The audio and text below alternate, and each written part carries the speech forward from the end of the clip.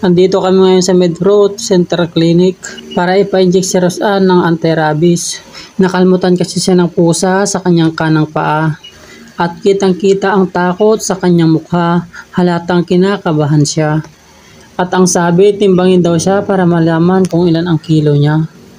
41.90. At umupo muna kami at antay na tawagin siya.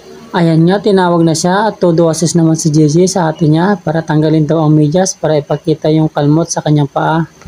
At ayan nga, tinawag na siya para ma-injikan na siya. Una sa kanan, tapos sa kaliwa. Bali kaliwat kanan ang inject niya. Si Gigi naman tuwang-tuwa, nakakatawa daw kasi ang ate niya. Ano? Naran mo pa yung pusa? Hindi na. Kinakantsawan ko na rin siya kasi sobrang hilig niya talaga sa pusa.